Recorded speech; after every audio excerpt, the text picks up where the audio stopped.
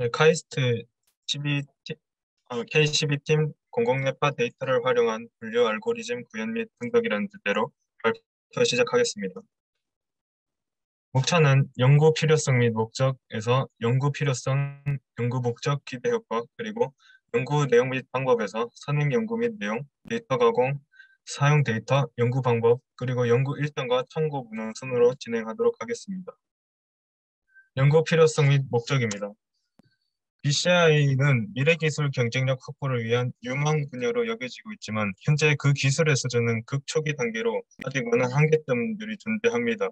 그 한계로는 대파로 기록되는 정보가 복잡해서 인간이 그 정보를 바로 이해할 수 없기 때문에 이를 가공하는 알고리즘이 요구되고 초당 정보량이 매우 크기 때문에 그것을 처리할 수 있는 복잡한 알고리즘 또한 요구됩니다. 현재 뇌파를 처리할 수 있는 많은 알고리즘이 존재하고 있는데 그런 많은 알고리즘을 비교한 후 복잡성과 초당 정보량의 한계점을 극복하면서 뇌파를 분류하여 처리하는 데 적합한 알고리즘을 선별하는 과정이 필요합니다. 다음으로 연구 목적인데 첫 번째 연구 목적의 첫 번째는 이제 모터 이미저리를 수집한 공공 데이터 BCI 컴페티션 포 A 데이터를 활용한 시각화 알고리즘을 구현을 첫 번째 목표로 하고요. 두 번째는 다양한 기계 학습 기법을 사용한 신체 부위에 따른 뇌파의 분류 및 성능 비교입니다. 기대 효과로는 첫 번째, 뇌파 관련 장치의 기초 기술이 될 수 있습니다.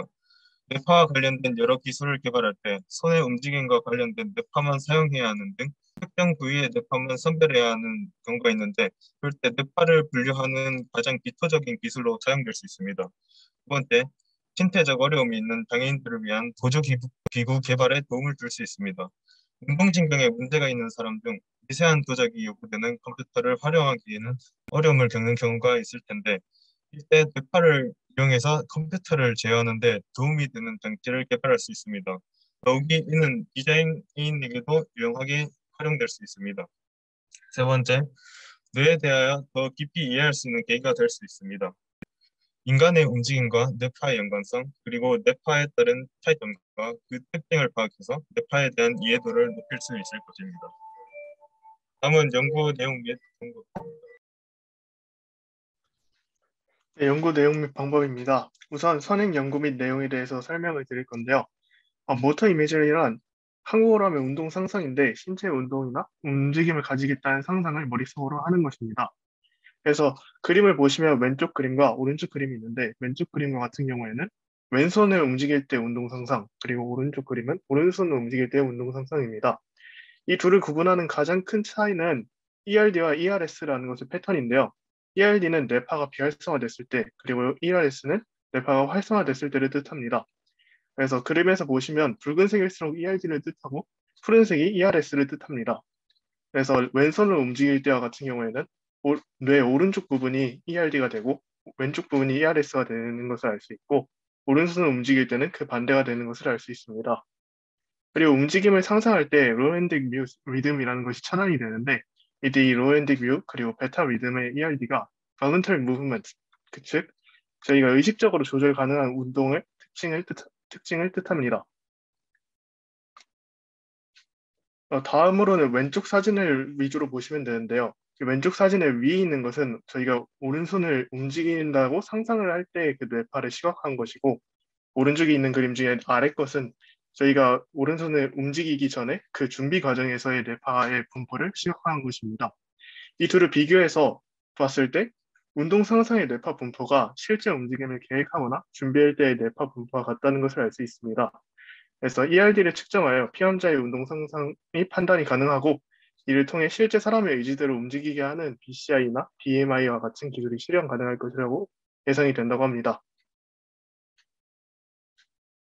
다음으로 데이터 가공입니다. 앞서 보여드렸던 이 두 개의 시각화 자료를 어떻게 가공하는지에 대해 설명을 드릴 것인데 왼쪽과 같은 경우에는 Topographical Distribution이라고 하는 방식을 사용하여 이 뇌파 데이터를 시각화한 것이고 오른쪽은 Surface Laplacian Distribution이라는 방식을 사용하여 뇌파의 데이터를 시각화한 것입니다. 그리고 Independent Component Analysis, 줄여서 ICA라는 것을 통해서 EEG 데이터에서 운동 관련 독립 구성 요소를 분리하여 시각화하면 아래와 같은 모양이 나타난다고 합니다.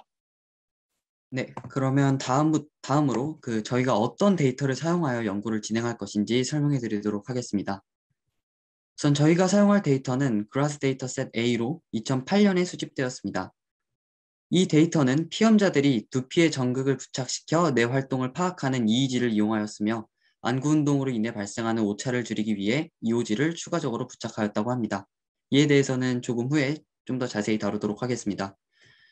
그리고 총 9명의 피험자들은 검은 화면 중앙에 십자가가 떠 있는 모니터를 보며 편하게 의자에 앉아 있는 상태이며 왼손, 오른손, 양발, 혀에 해당하는 운동 상상을 화살표 방향에 따라 시행하라고 지시받은 상태입니다.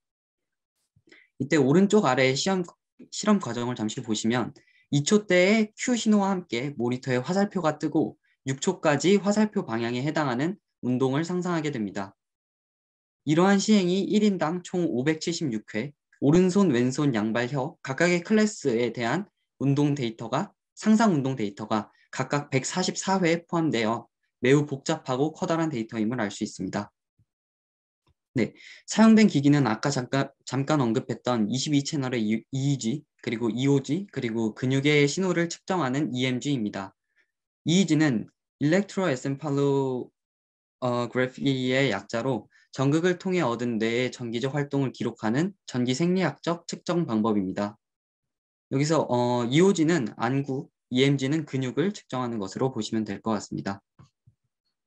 EEG 데이터는 연속적인데 이걸 그대로 사용한다면 데이터가 불필요하게 커져서 이를 250Hz로 샘플링하여 데이터 크기를 조금 줄여주었고 또한 아무래도 뇌파의 신호가 두피에서 측정되다 보니 외부 요인의 영향을 많이 받습니다. 따라서 뇌파에 해당하지 않는다는 것이 자명한 0.5Hz 이하 그리고 100Hz 이상의 데이터가 측정이 되기 때문에 밴드패스 필터를 통해 이를 제거해 주었다고 합니다.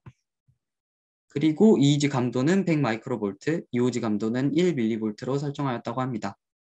그리고 데이터를 측정한 국가의 송전선이 주로 50Hz 신호를 발생시키기 때문에 이에 대한 영향을 없애기 위해 도치 필터를 따로 사용했다고 합니다. 다음으로 연구 방법입니다. 저희가 일단 먼저 이 연구를 하는 궁극적인 목적을 다시 한번 되새겨 보면은 저희는 이 네 가지의 상황에 따른 이 뇌파들의 특성을 먼저 다시 분석을 해서 이 차이점을 기계학습 기법을 이용해서 이 뇌파 데이터가 들어오면 이 뇌파 데이터를 총 네 가지의 뇌파 종류로 분류하는 알고리즘들을 다양하게 사용을 해보아서 이 알고리즘들의 성능을 비교해 볼 예정입니다. 이때 저희가 사용할 알고리즘을 설명해 드리자면 먼저 시각화 알고리즘을 사용할 것입니다. 이 시각화 알고리즘이란 이 뇌파 데이터가 바로 사람이 이해하기에는 어려운 데이터들이 많은데 이 앞에 나왔던 그 데이터 가공 파트의 그림들, 자료들처럼 저희들이 한눈에 이해할 수 있는 그러한 자료들을 변환해 주는 알고리즘을 뜻합니다. 그 다음으로 저희가 사용할 알고리즘은 피처 익스트랙션 알고리즘을 사용할 것인데 이 알고리즘이 하는 역할은 저희가 이제 기계 학습 기법을 이용해서 이 뇌파를 분류할 건데 이 그냥 데이터를 분류하기에는 기계 학습 기법에 바로 적용을 할 수가 없어서 이 아주 복잡한 뇌파 데이터들 속에서 저희가 필요한 부분만 추출해 가지고 그 아주 중요한 부분만 꼭꼭 집어주는 그런 역할을 하게 됩니다. 이렇게 해서 나오게 된 중요한 자료들을 이제 클래스파이어라는 알고리즘을 이용해서 분류를 해서 총 4가지 뇌파로 분류해서 이 알고리즘들의 성능 등을 비교해 볼 예정입니다. 다음으로 연구 일정입니다. 저희는 먼저 첫날에 기초 연구를 하여서 저희가 사용할 알고리즘들이 정확히 무엇이고 어떻게 사용해야 되는지에 대해 간단히 학습을 해볼 예정이고 그 다음 날에는 저희가 사용할 뇌파 데이터에 대한 학습을 해보아서 이 뇌파 데이터가 무엇을 뜻하고 어떻게 사용해야 될지에 대해 한번 학습해 볼 예정입니다. 그 다음으로는 데이터 시각화 시간을 가져서 저희가 그동안 학습했던 이 뇌파 데이터를 저희가 한눈에 이해하기 쉬운 시각화된 자료로 변환을 해보는 알고리즘들을 사용할 예정이고 그리고 그 다음으로 이제 다양한 알고리즘들을 사용해서 이 뇌파를 분류해 보면서 이 각각의 알고리즘에 따른 성능 등을 비교해 볼 예정입니다. 그리고 이제 발표 준비를 하고 발표를 할 예정입니다. 이상으로 저희 참고 문헌을 소개해 드리며 저희 발표를 마치겠습니다. 네, 좋은 발표해주신 카이스트 12번 팀의 학생 여러분께 감사의 말씀 드립니다. 아무래도 뇌파 연구다 보니 그 연구 방법에 대해서 생소한 부분들이 많은 학생들이 많았을 텐데요. 이런 부분에 대해서 구체적으로 설명해 주셔서 듣는 학생들뿐만 아니라 저도 연구 내용을 더 잘 이해할 수 있게 됐던 것 같습니다. 혹시 카이스트 12번 팀의 연구 내용에 대해서 질문 있으신 분들은 채팅 혹은 마이크를 켜고 질문해 주시면 감사하겠습니다. 질문 있는데요. 그 클래시파이어 같은 거는 그 파이썬 기반으로 하는 건가요? 아니면 그것도 따로 공부를 하는 건가요?